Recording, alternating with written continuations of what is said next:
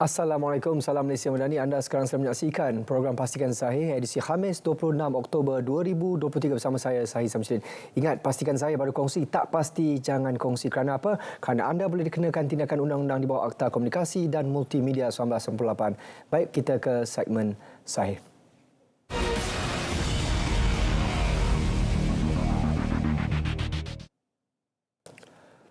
Polis Diraja Malaysia ingin mengingatkan masyarakat untuk berhati-hati sekiranya menerima panggilan telefon daripada mana-mana pihak yang mengaku sebagai pegawai National Scam Response Centre NSRC. NSRC tidak akan menghubungi anda bagi sebarang tujuan siasatan. Jika anda merupakan mangsa penipuan dalam talian online scam dan baru saja membuat transaksi kewangan, hubungi NSRC di talian 997. NSRC beroperasi dari 8 pagi hingga 8 malam pada setiap hari. Anda juga boleh menghubungi hotline bank masing-masing untuk aduan selepas jam 8 malam. Untuk makluman, pihak JAKIM telah menerima maklum balas daripada syarikat Unilever Malaysia Holdings Sdn Bhd bagi memperoleh penjelasan lanjut isu status halal produk Ladies Choice Chicken Spread dan Tuna Spread keluaran syarikat Unilever Filipina. Berdasarkan maklum balas tersebut, kedua produk tersebut tiada pengesahan halal dari mana-mana badan pensijilan halal luar negara yang diiktiraf oleh JAKIM dan dikategorikan sebagai tidak halal sebagaimana yang dinyatakan dalam laman sesawang rasmi Ladies Choice Philippines. Selain itu, produk-produk berkenaan iaitu Ladies Choice Ham Spread, Chicken Spread dan Tuna Spread dan Bacon Spread yang dikeluarkan di kilang yang berlainan adalah untuk pasaran tempatan di negara Filipina dan produk tersebut tidak dijual atau diedarkan oleh syarikat Unilever Malaysia Holdings Sdn Bhd. JPN merujuk video yang sedang tular di media sosial dan aplikasi WhatsApp ketika ini mengenai YB Menteri Dalam Negeri sedang mendaftarkan perkahwinan sijil pasangan bukan Muslim di pejabat JPN Putrajaya sempena Majlis Sambutan Jubli Intan JPN yang diadakan pada pagi Rabu 25 Oktober 2023. Video tersebut merupakan rakaman di mana Yang Berhormat Menteri telah dijemput oleh JPN untuk merasmikan Majlis Sambutan Jubli Intan Jabatan pada 25 Oktober 2023. Antara pengisian program adalah mendaftarkan perkahwinan sivil dua pasangan yang telah dipilih oleh JPN. JPN merupakan agensi yang bertanggungjawab melaksanakan pendaftaran perkahwinan sivil serta merekodkan maklumat perkahwinan dan perceraian bagi bukan Islam selaras dengan Akta Memperbaharui Undang-Undang Perkahwinan dan Penceraian 1976. Berdasarkan akta ini, Menteri Dalam Negeri merupakan menteri yang bertanggungjawab bagi pendaftaran perkahwinan sivil yang mana membolehkan beliau melakukan pendaftaran perkahwinan pasangan bukan Islam selain YBMDN, Ketua Pengarah Pendaftaran Negara, Timbalan Ketua Pengarah Pendaftaran Negara, Pengarah Bahagian Perkahwinan dan Perceraian, Pengarah Pendaftaran Negeri serta pegawai dan kaki tangan JPN yang bertugas di bahagian perkahwinan dan perceraian sebagai timbalan pendaftar perkahwinan turut diberi kuasa tersebut. JPN ingin menegaskan sesi pendaftaran perkahwinan yang dijalankan di JPN adalah berdasarkan Undang-Undang Sivil di bawah Akta 164. Proses pendaftaran perkahwinan sivil tersebut tidak melibatkan, tidak menyerupai, tidak melambangkan dan tidak dipengaruhi dengan mana-mana ritual keagamaan atau adat sesuatu kaum. Lafaz ikrar yang dituturkan oleh pendaftar adalah perkataan yang terkandung dalam Seksyen 23 Akta 164 yang terbentuk keterangan sifat perkahwinan sivil semata-mata. Ini juga persetujuan dan kesanggupan pasangan menerima perkahwinan tersebut dengan rela hati tanpa paksaan dari mana-mana pihak. Malah sesi pendaftaran perkahwinan sivil dengan YB Menteri ini diadakan sebagai acara istimewa untuk pasangan terpilih ketika sambutan Hari Pendaftaran Negara setiap tahun. Jangan mudah tertipu dengan tawaran pelaburan lumayan. Salah labur, wang anda akan lebur.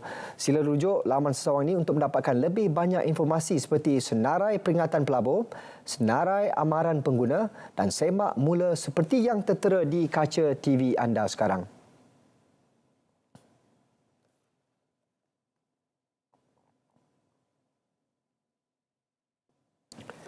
Siasatan polis kini tertumpu kepada penlibatan pemegang saham perniagaan iSurf dengan individu bergelar Datuk Berhubung perniagaan rangkaian syarikat menggunakan hasil pengubahan wang haram.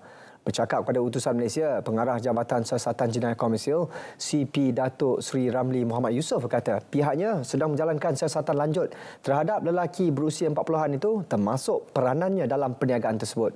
Siasatan awal mendapati suspek dipercayai berkomplot dengan dalang utama dalam perniagaan iSurf serta rangkaian perniagaan dalam syarikat itu sejak 2018 yang disyaki hasil wang pelaburan. Siasatan kini tertumpu kepada penelitian dokumen transaksi membabitkan perniagaan iSurf. Pihak PDRM menjalankan siasatan lanjut dan tidak menolak kemungkinan akan membuat tangkapan lain berkaitan kes ini dalam masa terdekat. Baik, bagi penonton setia, pastikan saya awas jangan sesekali kongsikan maklumat perbankan anda dengan orang lain. Ini merupakan satu tindakan yang salah dan bahaya sedang menanti anda. Hadkan perkongsian data peribadi anda. Sebaiknya hindari daripada mencantumkan informasi berkaitan data peribadi sensitif seperti nama, nombor telefon, nombor kad pengenalan, nombor bank akaun dan data lain di media sosial. Jika perlu, ubah visibility anda menjadi private.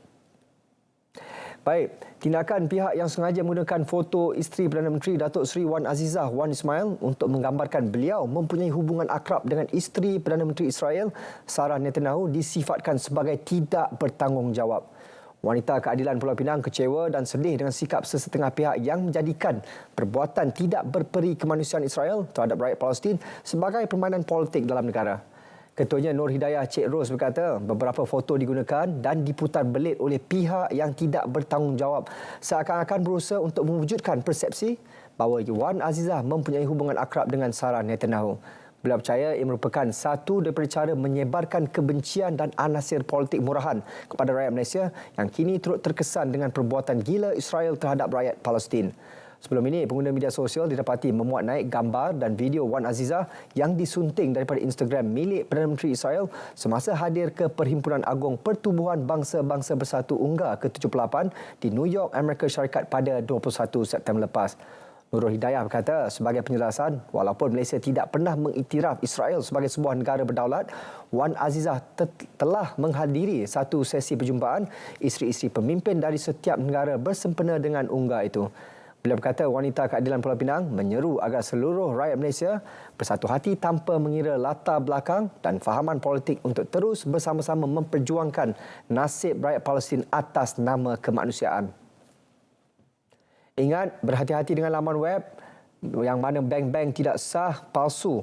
Ingat, jangan mudah terpedaya. Peringatan, BNM tidak pernah meminta anda berkongsi maklumat perbankan atau memuat turun sebarang aplikasi dari laman web rasmi Bank Negara Malaysia.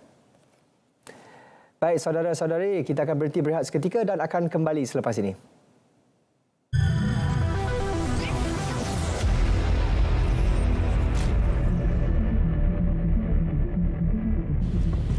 Berita palsu parah kepada masyarakat. Menyebarkan berita palsu Tular di media sosial Kerana anda boleh dikenakan tindakan undang-undang. isu semasa dalam negara. Beroperasi dengan selamat. 20 universiti awam sedia ada.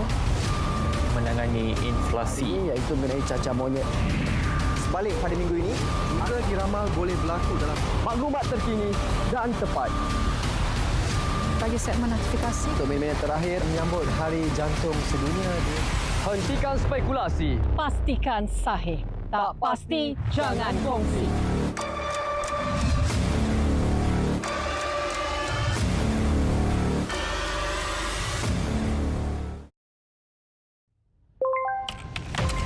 Dalam kita membangunkan aplikasi yang memberi kesejahteraan kepada negara, ada yang menyalahgunakannya. Sejak kebelakangan ini, terdapat peningkatan ketara dalam penyebaran maklumat atau berita palsu yang boleh menimbulkan kekeliruan dan kegusaran di kalangan masyarakat. Ancaman berita palsu tanpa verifikasi sumber, fakta dan maklumat memberi impak serta implikasi negatif kepada rakyat dan negara. Sebarang penyebaran berita palsu akan dikenakan tindakan undang-undang serta didakwa mengikut Seksyen 505 Kanun Kesiksaan dan Seksyen 233 Akta Komunikasi dan Multimedia 1998. Denda maksimum RM50,000 atau penjara tidak melebihi 1 tahun atau kedua-duanya dan juga denda selanjutnya setiap hari kesalahan berjumlah RM1,000. Bersama, cegah berita palsu. Sebar fakta, bukan dusta. Tidak pasti, jangan kongsi.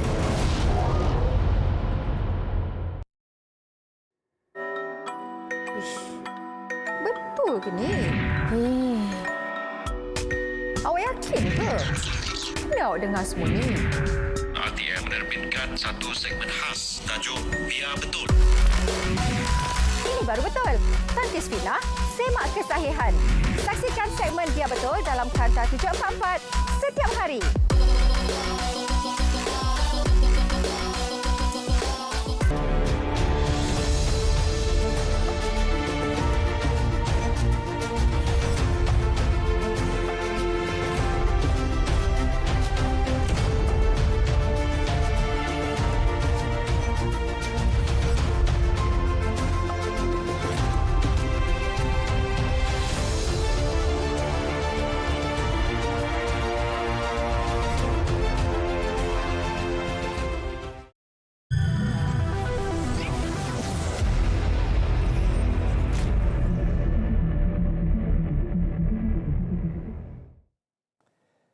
Kita bersua kembali dan seterusnya untuk ke segmen semasa.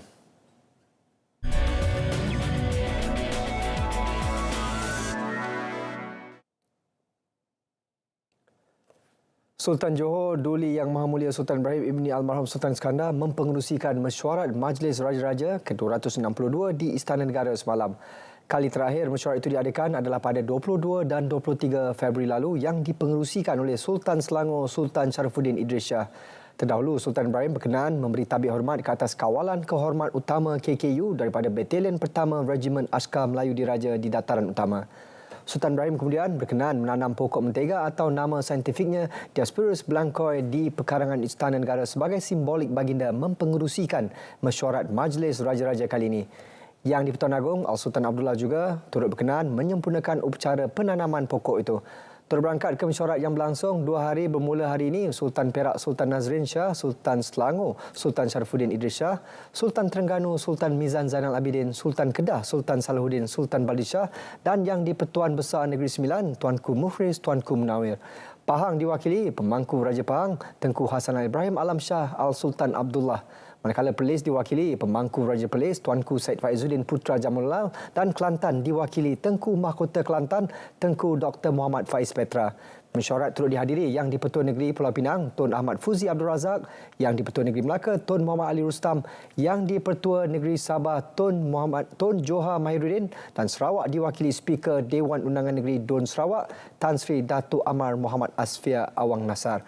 Pada mesyuarat itu, Raja-Raja Melayu diiringi Menteri Besar masing-masing, manakala Yang di-Pertua Negeri diiringi Ketua-Ketua Menteri dan Speaker Dun Sarawak diiringi Timbalan Prima Datuk Amar Awang Tengah Ali Hassan. Raja-Raja Melayu turut dijadual berangkat ke mesyuarat Majlis Raja-Raja ke-263 khas di Istana Negara Jumaat ini bagi urusan memilih Yang di-Pertuan Agong ke-17. Setiap sektor diarahkan untuk berhubung dengan jabatan kerajaan menggunakan surat rasmi dalam bahasa kebangsaan sahaja. Perdana Menteri Datuk Seri Anwar Ibrahim menegaskan setiap surat urusan rasmi yang diterima selain daripada bahasa kebangsaan akan dipulangkan semula.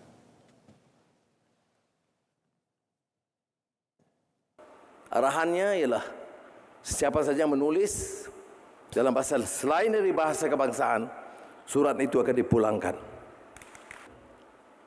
Mengakar ke bumi, pemerkasaan budaya melalui bahasa sastranya, itu sesuatu yang integral dalam pembinaan bangsa. Jadi jangan kita coba remehkan. Dan saya harap peringatan ini diambil kira, kalau tidak arahannya jelas, KPP pun ada, ya, tidak akan melayani sebarang surat setiap yang disampaikan oleh rakyat tempatan, syarikat tempatan dalam bahasa selain dari bahasa kebangsaan. Budaya membaca perlu diperkasa dalam kalangan generasi muda untuk membangunkan negara madani. Perdana Menteri Datuk Seri Anwar Ibrahim berkata dalam kegairahan meneroka pemikiran baru dan teknologi baru, aspek penguasaan bahasa kebangsaan dan pemerkasaan budaya tidak boleh dibelakangkan. Pemerkasaan ekonomi dan digital tidak mematangkan negara tanpa pemerkasaan budaya bahasa yang baik. Selain Belanjawan 2024 yang dibentangkan, juga tidak mengabaikan kepentingan memartabat khazanah seni, budaya dan bahasa. Minat dan kecintaan kepada ilmu itu harus ditanam dan diasah sejak zaman muda. Beliau berharap budaya ini harus dapat dihidupkan sebaik saja kita mampu membaca. Beliau juga berkata pada majlis perasmian Karnival Dekad Bahasa Kebangsaan dan Dekad Membaca Kebangsaan 2023 di Universiti Multimedia, membaca itu menelaah dan menghadam, baru kita dapat menguasai ilmu lebih mendalam dalam semua bidang. Turut hadir Menteri Pendidikan Fadlina Siddiq. Tambah Anwar, kerajaan sentiasa menyokong setiap usaha pemerkasaan bahasa dan budaya membaca. Kerajaan komited membangunkan Pelan Tindakan Perniagaan dan Hak Asasi Manusia Kebangsaan NBHRAP 2025-2030 yang menyuruh bagi merancakkan pertumbuhan ekonomi di samping memperjuangkan kebajikan rakyat. Menteri Jabatan Perdana Menteri, Undang-Undang dan Reformasi Institusi, Datuk Seri Azalina Othman Said berkata ia bagi mewujudkan persekitaran yang menarik pelaburan bertanggungjawab dan mengangkat kehidupan rakyat. Ini bukan komitmen daripada kerajaan secara menyeluruh lagi sebab kita masih akan bawa untuk satu steering committee yang akan difungsikan oleh saya dan kemudian baru kita bawa ke kabinet lah untuk pandangan daripada agensi-agensi dan kementerian yang terlibat dalam elemen penjagaan hak asasi dan sebagainya. So it's a multi-ministerial factor. Inisiatif program Menyemai Kasih Rakyat Mekar yang dicetuskan Jabatan Pendaftaran Negara JPN kini diperluas menggunakan kemudahan van bergerak berbanding bas sebelum ini. Menteri Dalam Negeri Datuk Seri Saifuddin Nasution Ismail berkata pihaknya akan menyediakan 11 van Mekar bagi tahun ini untuk kemudahan rakyat di kawasan luar bandar dan pedalaman. 212 pejabat tetap ada. Tapi kalau umpamanya di kalangan rakyat kita tinggal nun jauh kawasan pedalaman, maka Jabatan Pendaftaran pergi ke sana. Jadi inisiatif Mekar ini singkatannya adalah program outreach yang sangat popular. Kerana itu rencananya untuk tahun ini model van yang baru kita luncurkan itu akan mencapai angka 11 untuk peruntukan tahun ini. Kerajaan meluluskan projek melebarkan jalan dan pembinaan terowong di Lebuh Raya Kuala Lumpur Karak KLK. Ia bertujuan mengurangkan kesesakan di lebuh raya itu, terutama ketika musim perayaan untuk penyelesaian jangka panjang. Timbalan Menteri Kejeraya Datuk Seri Abdul Rahman Mohamad berkata, projek berkenaan dijangka dapat dilaksanakan pada suku kedua tahun depan. Bagi syarikat konsesi Aneh, Berhad telah melaksanakan obligasi mereka untuk memasang lampu di lebuh raya KLK sebagaimana yang terkandung dalam perjanjian konsesi, dan juga telah memasang lampu jajaran gombak ke terowong Genting Sempah dan pemasangan lampu jalan dari terowong Genting Sempah ke persimpangan Central Spine Road Bentong adalah termasuk dalam skop kerja pelebaran yang akan dilaksanakan.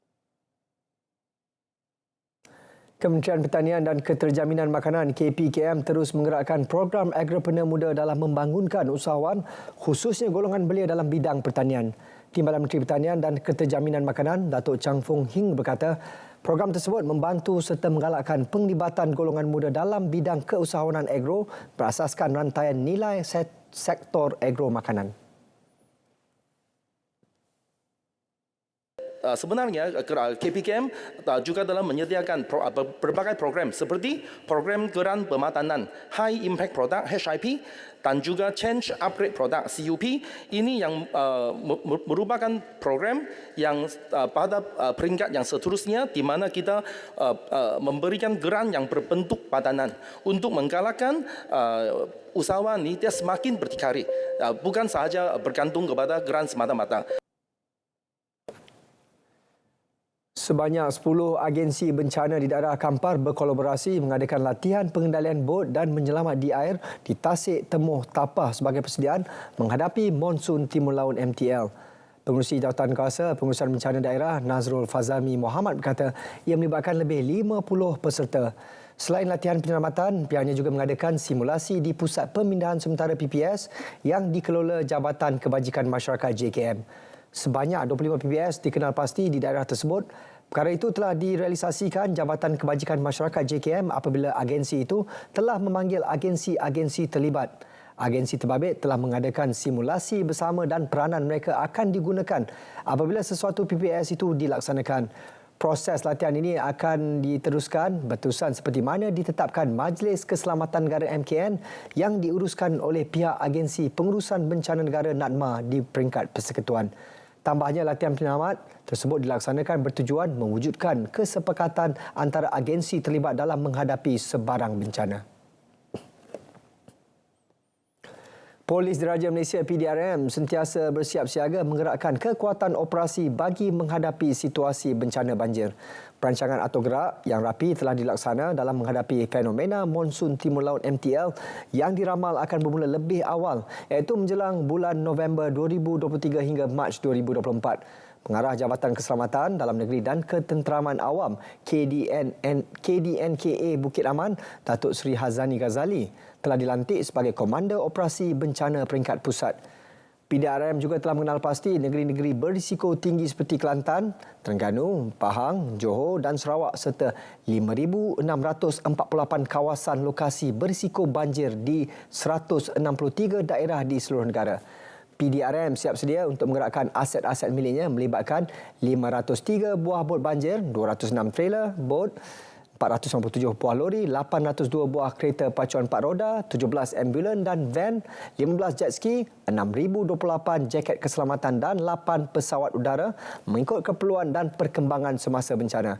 Seramai 61,839 orang anggota yang terdiri daripada 5 agensi kerajaan iaitu PDRM dengan kekuatan anggota seramai 19,085 orang, Angkatan Tentera Malaysia 4,205 orang, Jabatan Bomba dan Penyelamat Malaysia 24,114 orang, Angkatan Pertahanan Awam 10,510 orang dan 3,925 orang terdiri daripada Jabatan Sukarelawan Malaysia.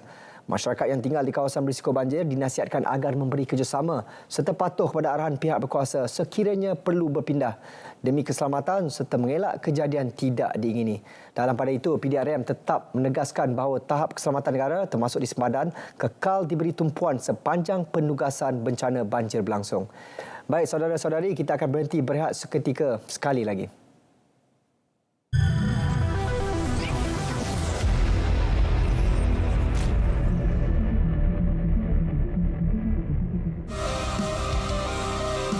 Bagi mendukung usaha memertabat ekonomi komuniti, kerajaan memperkenal program komuniti madani. Ini penting.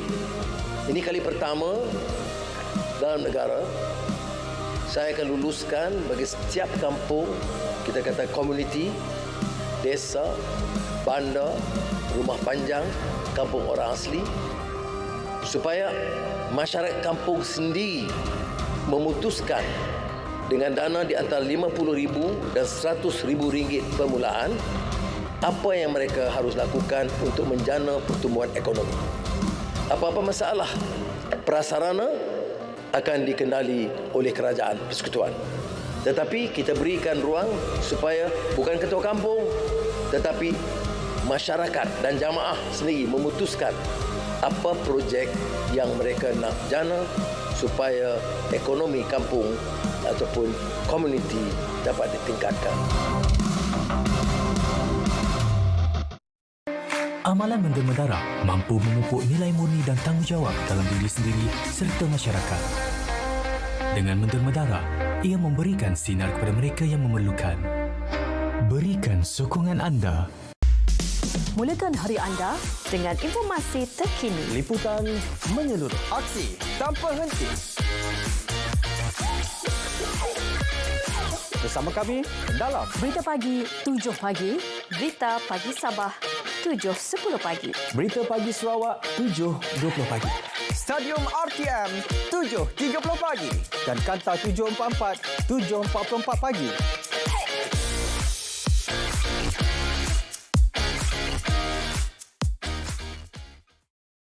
Kecemasan, boleh saya bantu? Hello, there's been a motorcycle accident here. Maybe an elephant ran it over. Sir, there is fire accident at the address number 5 Jalan Timbikan Shah Alam. PGO from FRT Shah Alam, there was no fire accident here. Over.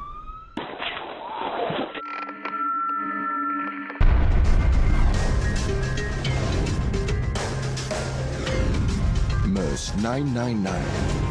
Use it wisely.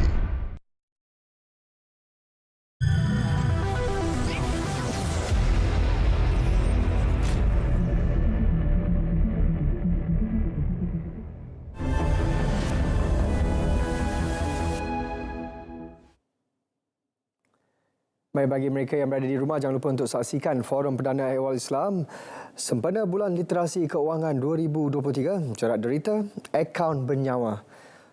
Pada pukul 9 malam ini dengan tajuk Jerat Derita Akaun Bernyawa bersama panel Datuk Muhammad Muazzam Mohamad, Presiden Persatuan Institusi Perbankan dan Kewangan Islam Malaysia IBIM. Dan juga panel yang kedua, Ustaz Zul Ramli Muhammad Razali, pendakwah. Manakala lagi seorang panel yang pasti dikenali ramai, Datuk Ustaz Muhammad Khazim Ilyas Al-Hafiz, seorang pendakwah. Dan moderator kita pada malam ini, Ustaz Zakaria Othman. Jangan lupa untuk saksikan pada pukul 9 malam di TV1 dan juga di saluran berita RTM. Baik, Majlis Pelancaran Madani Afiat dan Kembara Wellness on Wheel WOW peringkat Negeri Melaka tahun 2023. Pelbagai aktiviti menarik sedang menanti anda yang akan bertempat di Kampung Paya Redan Air Molek Melaka pada hari Sabtu ini 28 Oktober 2023 daripada pukul 7 pagi hingga 3 petang. Jadi bagi mereka yang berkelaparan boleh datang ke Madani Afiat dan Kembara Wellness on Wheel peringkat Negeri Melaka tahun 2023. Baik, ini merupakan langkah-langkah permohonan UpTVET. Yang pertama, klik blok masuk. Kedua, klik senarai kursus penuh untuk melihat maklumat kursus TVET. Dan juga tiga, permohonan kursus TVET. Keempat, klik pilihan kursus untuk memilih kursus yang anda minati. Dan bagi kelima terus, klik pilih kursus untuk memohon. Dan 6, pada pop-up klik butang mohon dan hantar permohonan anda. Dan anda juga dapat mengimbas kod QR yang tertera di kaca TV anda. Karnival Jelajah Job Care Selangor, senarai jawatan kosong, Prasarana Malaysia Berhad memerlukan seorang teknisyen, manakala City Link Express M Sdn Berhad, pemandu lori, Collection and Account Assistant, Customer Service Assistant. Dan bagi Fast Internet Management and Services, penterjemah dialek Cina, Harta Lejik Sdn Berhad memerlukan Inspector, General Worker Operator, manakala Azmi Agency, Assistant Sales Manager, Financial Advisor, Recruiter dan Assistant Sales. Dan yang terakhir, Gishan Resources memerlukan tukang jahit, tukang potong kain. Bertempat pada Dewan Sri Jugra, Jalan Stadium Teluk Datuk, poskod 42700, Banting pada hari Sabtu 28 Oktober daripada pukul 9 pagi hingga 5 petang. Baik, yang terakhir, solidariti untuk Palestin. Bantu rakyat Palestin melalui tabung muasadah JAKIM WYM CIMB Islamik. Jadi, jangan lupa untuk menghulurkan bantuan dan pastikan anda menghulurkan bantuan pada saluran yang betul-betul dapat mengagihkan sedekah anda ke Palestin. Baik, sehingga kita berjumpa lagi pada minggu hadapan. Ingat, pastikan saya berkongsi tak pasti, jangan kongsi. Assalamualaikum, salam Malaysia Madani.